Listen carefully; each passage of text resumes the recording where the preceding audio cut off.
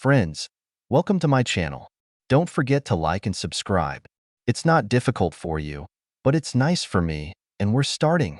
When you interview as many candidates as I do, you'll find that you like some of them within the first few seconds, and some you don't like right away. I like this woman. She hesitantly entered the room, not knowing whether to close the door behind her. I pointed to a chair on the other side of the table, and her hips swayed unsteadily as she crossed the short distance to it, clearly nervous in her gray business suit, black stockings or tights, black shoes. When she sat down, she didn't cross her legs. Instead, she held them close together, her knees touching and leaning to the left, and her legs to the right. The stockings, as I had hoped, turned out to be transparent, with hints of white flesh. The shoes were shiny black, with small metal decorative buckles centered in the front, and the heels gave her an extra 3 inches. Her legs were slender, but so was her body. That was one of the reasons why I liked her as soon as she walked into my office. The cut of the jacket was short, barely reaching the skirt with a belt.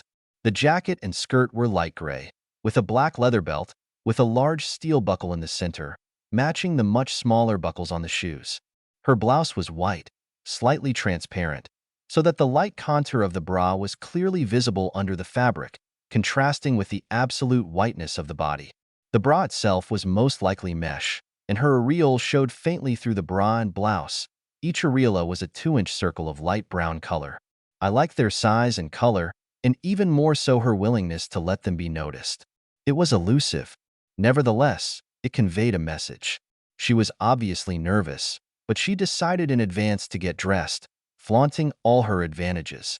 She had a black clutch bag, which she carried in her left hand, and which now lay on her lap. Her fingers were thin and clean as snow, and only the blood-red tears of her lacquered nails gave color to her hands.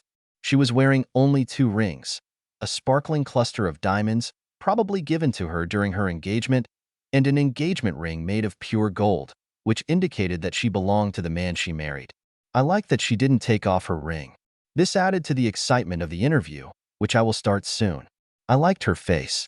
Her nervousness manifested itself in the tense facial muscles under her clear white skin. She had delicate features, high cheekbones, a neat thin nose, and a small mouth whose lips had the natural fullness of a bee sting, which suggested that she was preparing for a kiss even when they were resting. I guess that nature had painted these lips a light pink color. Her lip gloss instead presented them as red, closer to scarlet, the shade of choice for harlots around the world. "Hire me," those lips declared, "and this mouth is yours." Her eyes were blue, light blue like the winter sky, and her eyebrows and eyelashes were so light that they seemed almost white. There was nervousness in those eyes, almost fear. I liked it. She desperately needed this job, willing to do anything to be chosen. Before I started my standard questions, I took a slow and unhurried look at her. She sat perfectly still, or almost motionless. I felt her muscles tighten, signaling discomfort from such an intense examination. I liked it. A slight discomfort in the interviewee makes it more likely that they will cooperate in the interview. The cramp was so weak that someone less perceptive might not have noticed it, but I did. She knew what I was thinking. The body reacted involuntarily. She was not used to such a frank assessment. He'll get used to it. I had her email statement on my desk, printed on plain white paper. To my left was my appointment diary, clients, places, dates, and times. To my right was a framed photograph of my family, all 4 of us, our children aged 6 and 8, taken 2 years ago. Time changes children very quickly. Her statement said she had a child. I began cautiously, like any interviewer, to explore her previous work history, the reasons why she was looking for this job, and other simple questions. Before she got married and had a daughter, she was a teacher and she loved it. I looked at my piece of paper, calculating my date of birth, confirming what I already knew. She was 29, still young enough to bring freshness to her work, and old enough to bring maturity. That was fine with me. Since then, she has been a full-time mother, but her husband was fired a year ago, and things got tough. The daughter attended a private school, and they could no longer pay tuition. That's why she was here. She could only work during the day, but from our announcement on the internet, she realized that this was acceptable. I confirmed that we have seats available that will allow her to leave in the middle of the day. I really like this policy. The mother I would like to use approach, otherwise known as MILF recruitment. It won't be a problem. Then I asked if her husband knew about her statement. He knew that she had gone for an interview. He was still looking for a suitable job for himself and would be glad that she would work somewhere. He didn't ask for any details. That's when I changed tactics and asked a completely different question. The last word was uttered not just hesitantly, but so softly that I barely heard it. I assumed she didn't use that word or any other rudeness very often in her mundane, everyday middle-class existence. But now she was using him, and it was nice to get her to say it. "So you're making him feel good?" I asked. "Well, yes," she said. "Because he likes it, or because you like it?" After a moment, she gave me the answer I was hoping for. "Well, I think it's both. I like women who like their work. The strategy always works. Remind me why she's here. She doesn't really want to work. No one really wants to work. They need money. That's what they really want. Money and the quality of life that money brings. Houses, cars, vacations on the slopes or in the sun, a private school for a child. It is this desire to have the best, or to give their child the best, that allows them to compromise with the norms of behavior instilled in them by parental norms and expectations, and their so conservative upbringing." I paused. I looked at her body again. This time there was no inconvenience. The barrier was broken. We were both quite outspoken, so she knew exactly why I was evaluating her. It was time to move on to what was really expected of her. "And you're taking pills?" "Yes." "So your husband is using you without protection?" "Yes." She looked slightly shocked. Her face betrayed her inner surprise at the question, although she carefully controlled it.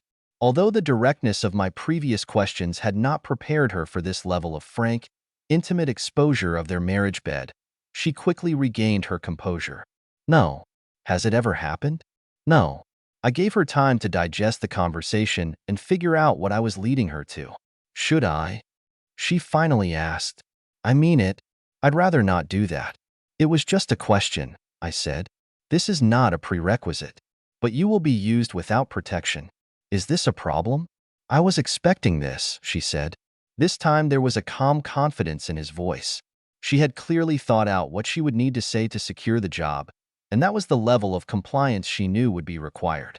"Have you had many lovers?" "When I was at university, there was one," she said. "I've never slept with just anyone. My husband was the second." "And have you always been faithful to him?" She nodded. "That was enough." "You must love your daughter very much," I said. "Always remind them why they need this job." Besides, I felt sorry for her. I paused to think. I already knew that I would hire her, but this is the principle. The planned interview process must always be completed. Any manager should act as expected. I got up, walked around the table, went behind her chair and put my hands on her shoulders. "Tell me about your daughter's school," I said. With my index finger and thumb, I tilted the opal white button until one edge found a neatly sewn buttonhole, and the entire button slipped out. I moved on to the next button and did the same careful twist and slip through the hole. She hadn't said anything yet, so I whispered firmly, pressing my lips to her ear. I said, "Tell me about the school." "It's a prep school for girls," she said, "in Bromley, next to our house." "So what?"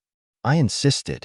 "This is an old red brick building where about 200 girls live, with playgrounds and a playground." I really liked it. One of the things I've learned in the 5 years I've been running my own team is that it's necessary to assert your rights at an early stage of an employment relationship. Employees should know their place in the ranks. Demonstrate your rights. Let your employee know who they belong to. "Oh," she gasped. I squeezed a little harder, then a little more, then even harder, until it hurt. Her body tensed, but she didn't complain. Without complaints, a person is compliant. She was obedient. I liked it. "Are you sure you want this job?" "Yes, please," she said. "I really want this job." I like the instinctive politeness of the response. She was well-mannered. I let go of her nipple, took my hand away, and she relaxed. The nipple slowly turned red, and the light brown color turned into a fiery red. "Tell me more about school," I said. "Her teacher, a man or a woman?" It was part of the same strategy. The attention of the school was focused on her daughter. That was the reason she was here in my office. It was for this reason that she accepted the pain when the nipple was tested for sensitivity, and with that pain, her own commitment and determination to secure the role she was looking for.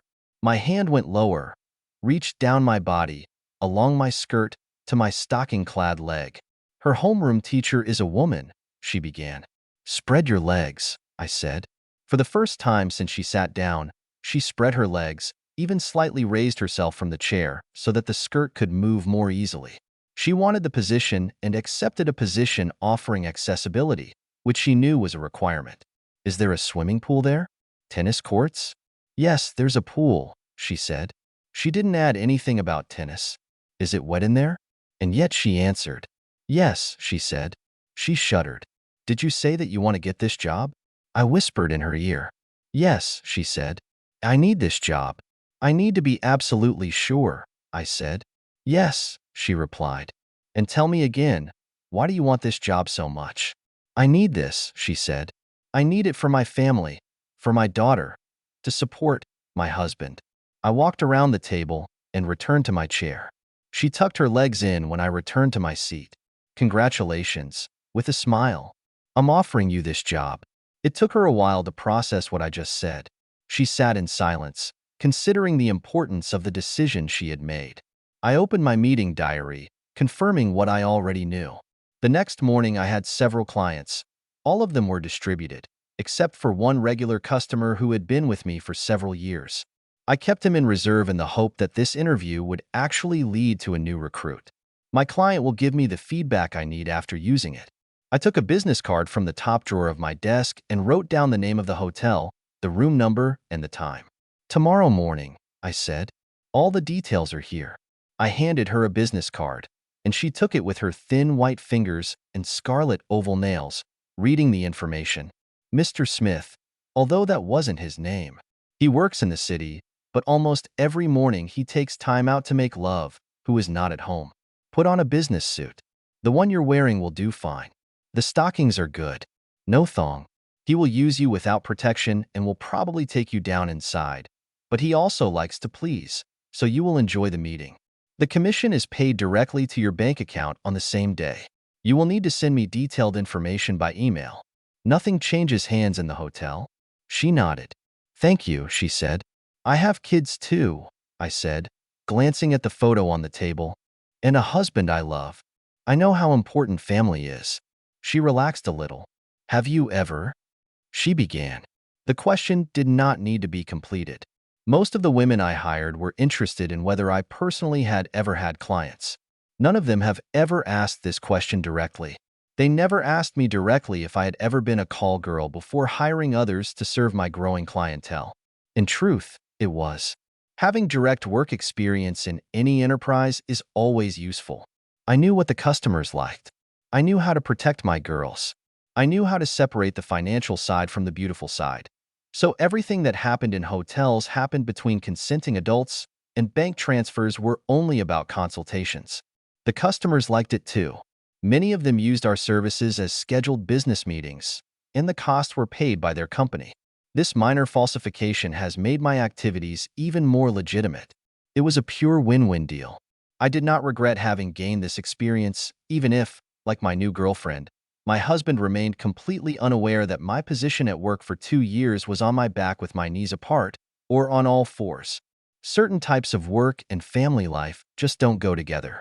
They need to be kept at a distance. Absolute discretion remains the key to marital happiness. When you love someone, you don't destroy their dream of an idyllic family life. Loving wives never do that to their husbands. I will never tell the father of my children how I earn the money that pays for family vacations on exotic islands, annual ski trips in the Alps, and the convertible that I prefer to our family Audi. He doesn't need to know anything except that I love him, and I really love him infinitely more than all the men who have ever paid to use me put together. I felt that my new girlfriend would be the same. She will bring home the money she earned, but she will never talk about her work. She will enjoy every minute as soon as she gains the confidence that the experience will bring her, but she will never share the details of her working day. Loving wives don't do that. Knowing all this, I could tell her that I was where she is now, needing additional income, having only one way to raise the standard of living I need, to spread my legs. I could tell her that I love my husband and my children as much as she loves hers, but I don't need to share my past with anyone. There are questions, I said instead, that should never be asked.